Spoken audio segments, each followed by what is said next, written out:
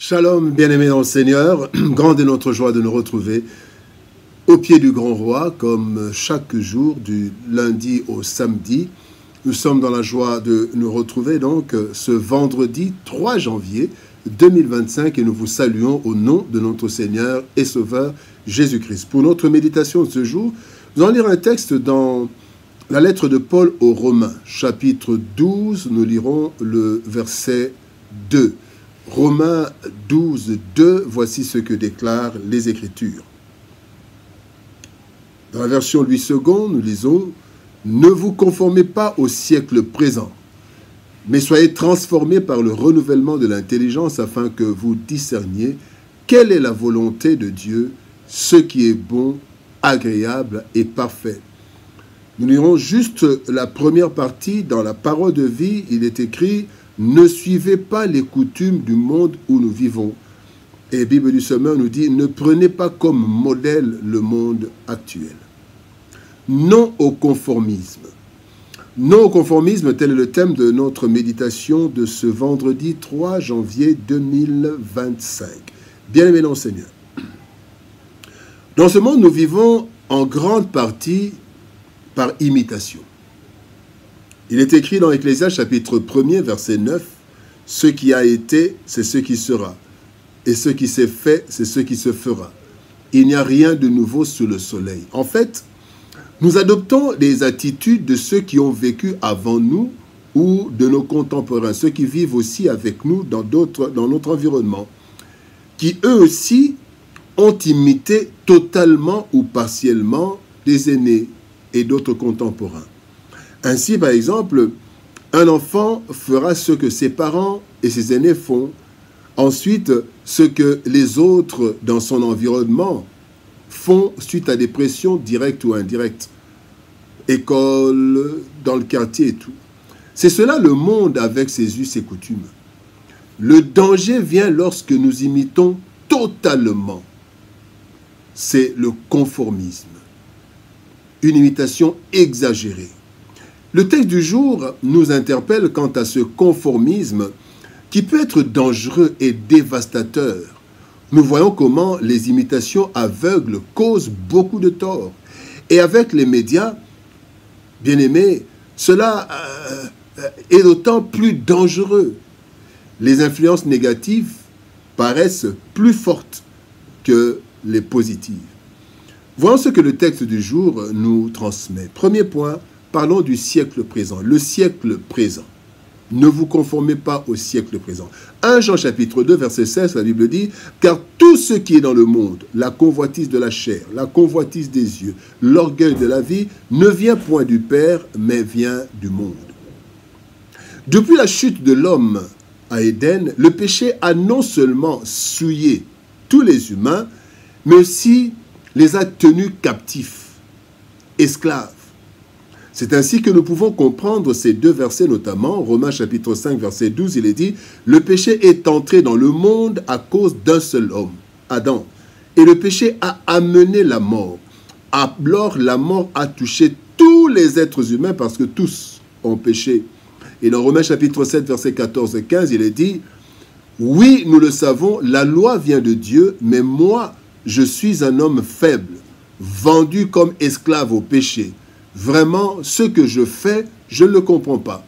Ce que je veux, je ne le fais pas, et ce que je déteste, je le fais. » Voici donc, bien-aimés, le sort des hommes de ce siècle, dont la vie est marquée en grande partie par la convoitise et l'orgueil.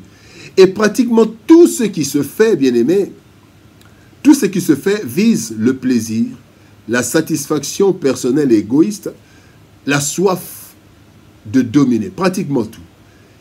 Cela crée les fruits de la chair, selon Galates chapitre 5, verset 19 à 21, qui se résume en faire le mal par plaisir ou passer par le mal pour atteindre ses objectifs. Aujourd'hui, nous atteignons des sommets avec la pornographie, l'homosexualité, la pédophilie, la bestialité, qui deviennent légales, bien-aimés, et officielles dans ce monde, pourtant condamnés par les Saintes Écritures. Le deuxième point, bien-aimé, parlons du royaume des cieux. Le royaume des cieux, Matthieu chapitre 12, verset 28 nous dit Mais si c'est par l'Esprit de Dieu que je chasse les démons, le royaume de Dieu est donc venu vers vous. Communément appelé le paradis, le royaume des cieux signifie le règne de Dieu. Et cela est déjà en vigueur à partir de l'œuvre de Golgotha qui donne la possibilité à l'homme de devenir enfant de Dieu avec une vie éternelle. Nous pouvons dire que le royaume de Dieu a déjà commencé, est déjà effectif. Ceux qui font partie du royaume sont ceux qui déjà participent à la nature divine, bien qu'étant encore sur la terre, conformément à 2 Pierre chapitre 1er, versets 3 et 4, la Bible dit « Sa divine puissance nous a donné tout ce qui contribue à la vie et à la piété, au moyen de la connaissance de celui qui nous a appelés par sa propre gloire et par sa vertu, lesquels nous assurent de sa part les plus grandes et précieuses promesses. Pourquoi? Afin que par elles, vous deveniez participants de la nature divine. Ainsi, il est écrit dans 1 Jean chapitre 5, verset 13, « Je vous ai écrit ces choses afin que vous sachiez que vous avez la vie éternelle, vous qui croyez au nom du Fils de Dieu. » Et dans Jean chapitre 11, verset 26, Christ dit, « Quiconque vit et croit en moi ne mourra jamais. » Donc déjà, le royaume des cieux est déjà à l'œuvre. Troisième point alors, vivre le royaume dans le siècle présent. 1 Jean 5, 19 nous dit, « Nous savons que nous sommes de Dieu et que le monde entier est sous la puissance du malin. » Voilà le contraste. Nous sommes de Dieu, le monde est sous la puissance du malin. Nous sommes de Dieu, mais nous vivons dans un monde sous la puissance du malin. Le siècle présent. Vivre la vie du royaume dans ce siècle corrompu est un défi, mais aussi un danger.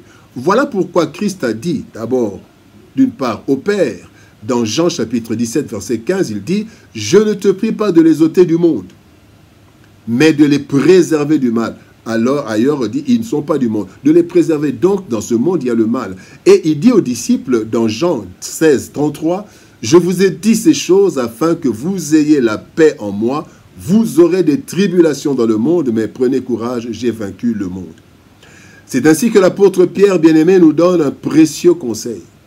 1 Pierre 2, 11. « Bien-aimés, je vous exhorte comme étrangers et voyageurs sur la terre à vous abstenir des convoitises charnelles qui font la guerre à l'âme. » Et l'apôtre Paul, dans le même sens, nous exhorte dans le texte du jour, ne vous conformez pas au siècle présent, il nous exhorte à deux choses. 1, nous laisser transformer par le renouvellement de l'intelligence. Et cela par la vie de méditation de la parole de Dieu et la vie de prière.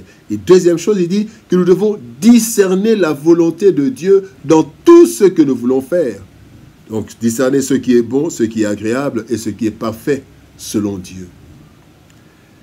Vivre la vie du royaume dans le présent siècle est non seulement un véritable défi, mais surtout une exigence que nous ne pouvons ni ne devons négliger si nous désirons entrer un jour dans le repos de Dieu ou la plénitude du royaume de Dieu.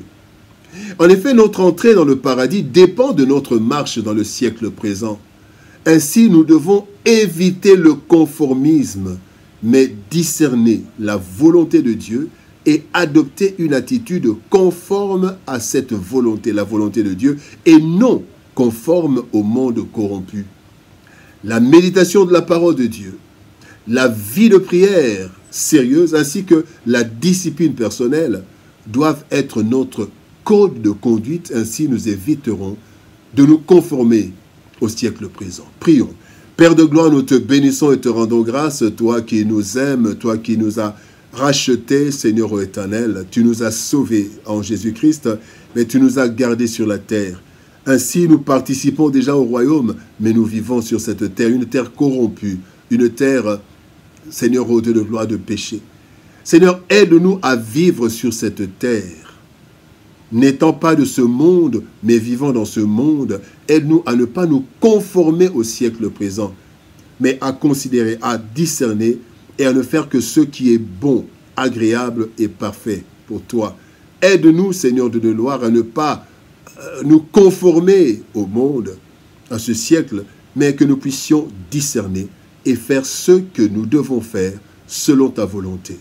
Aide-nous, cela par la puissance du Saint-Esprit. Au nom de Jésus-Christ, nous avons ainsi prié, Père. Amen. Bien et bien, Seigneur, que Dieu nous bénisse. Shalom, au revoir, et par la grâce de Dieu, nous nous retrouvons demain pour une autre méditation au pied du grand roi. Soyez bénis. Shalom, au revoir, et par la grâce de Dieu, à demain.